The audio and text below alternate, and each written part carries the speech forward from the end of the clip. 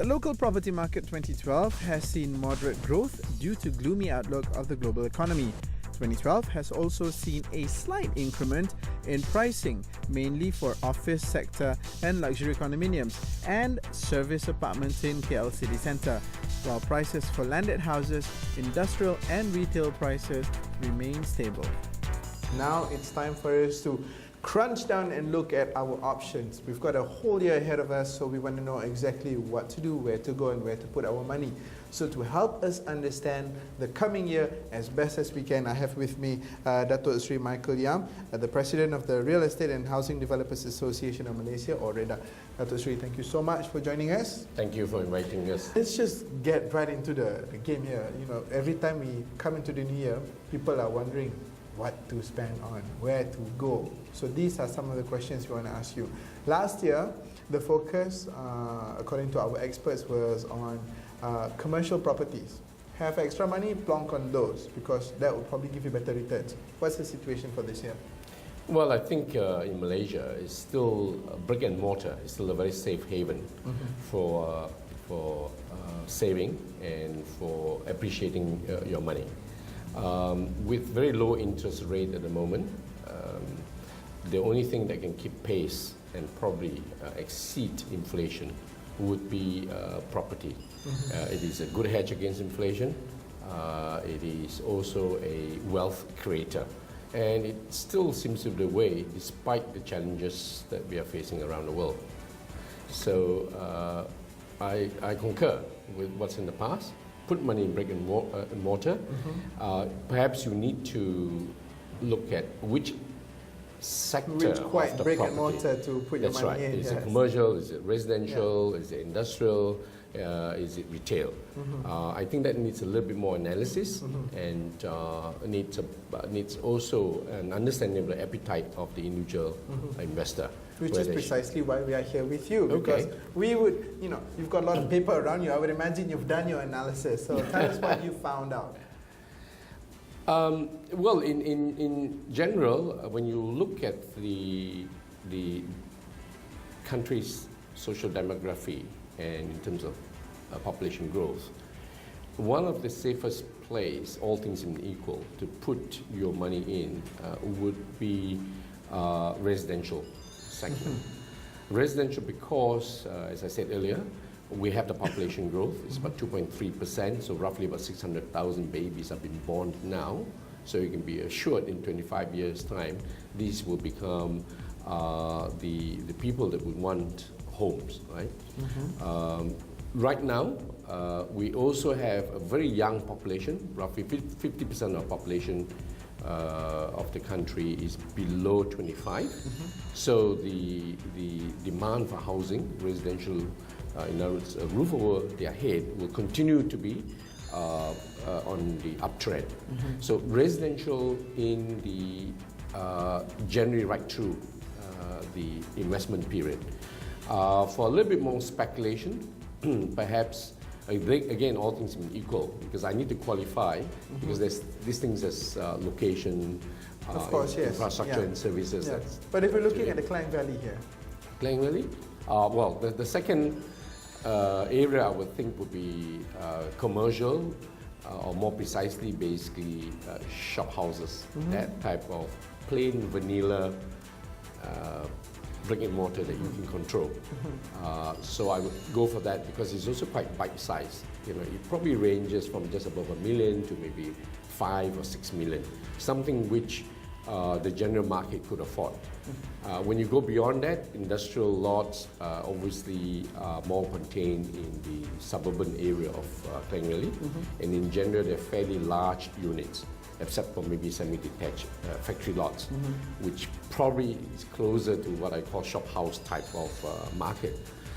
But the larger industrial lot obviously would be fairly big ticket item. It's not probably for the man on the street. Would you say this year, is it going to be a seller's market or a buyer's market? Probably just by a little margin, seller's market. Seller's market, right, okay. I hesitated there because you have two areas, the new build and then the secondary market. The secondary market is fairly resilient and very steady because you buy what you see. Yes. I think most of the developers are now focusing on smaller units. The bigger units, in the good times, 2-3 years ago, most of the developers have really built fairly large units. And you find that because of the absolute price, selling price being quite high, there is a limited market. Right. But right now you have this young population, people like you and your contemporaries coming out, wanting a little bit more independence, not staying with the parents, choosing probably not to share a house with your friend or even your siblings. Yeah. They want now smaller units. So the supply of the smaller units, meaning maybe the 600 square feet to 1,000 square feet, is fairly limited. And that's where the demand is. So I would say the sellers there will probably have some influence and some control over the selling price. But looking ahead, developers, what do you think is the flavor going to be? It is going to be the smaller units that you're mentioning. That would be my take on it. I think we had a good run-up in terms of property prices, right, in 2010, 2011, and probably a slight slowdown, plateauing in 2012. That was because in year 2008, when the post-Lehman crisis, the financial crisis, there was quite a bit of uncertainty. So people, generally Malaysia, in 2009 were a bit hesitant to buy. And because of that hesitation, our members, REHDA members too, also probably wanted a little bit of wait and see. There's no point producing, right, this factory line, and then there's no buyers out there. And the credit must be given to the developers, especially our members, who have now built up a fairly strong balance sheet. So you could wait a little bit and see what the signal is out there. Right. Rather than those days, you didn't have a choice. You need to keep producing because you wanted the cash flow. Yes. So now you can sit back and say, what exactly is the market wanting to do?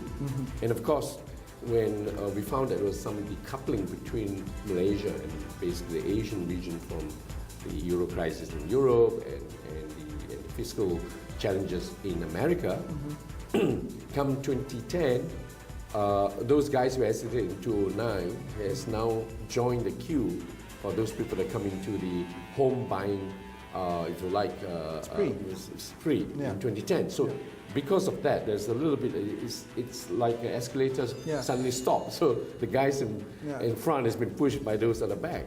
And it was at that point when we started to build. You must always remember the lead time for supply of property is probably anything like 2.5 to 3.5 years. It takes us 2 years to build landed and easily 3 years to build high-rise. And in general, most of Klang Valley, you're going high-rise strata property. So it takes 3 years. So the ramping up to supply is not as quick as one thinks. Think about the design, think about getting the approval, think about the contractors giving notice, giving them time to mobilize. It takes a lot of time. Right. So that pen-up happens in 2010, 2011 because people are buying, right? There is that concentrated buying spree.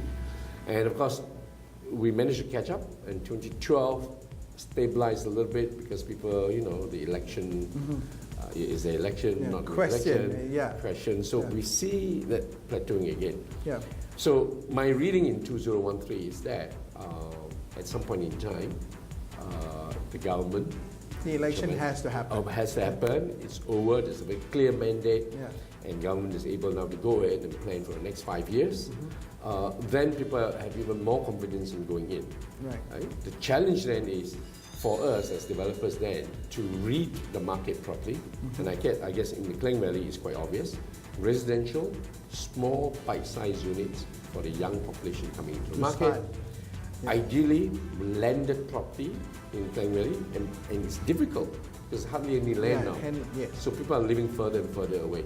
Hence, I think government's plan, especially economic transformation plan, it's something which we needed. We needed a route map.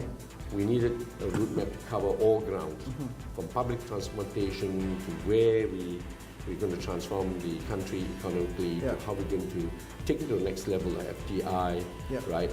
About government efficiency, about the feel-good factor. So it's a pretty good idea to start, studying the government's plans and growth areas, especially when it comes to those points you said earlier. Also, thank you so much for your time. Okay. We're going to be chatting to you again very soon. Well, there you have it. You are now clued in. 2013 in the bag, residential properties. That is probably where you want to start looking at. And the best thing about it is, if what Datuk Sri is saying is that indeed true, bite-sized property pieces are coming your way very soon. So, now you know. Stay with us on Realty.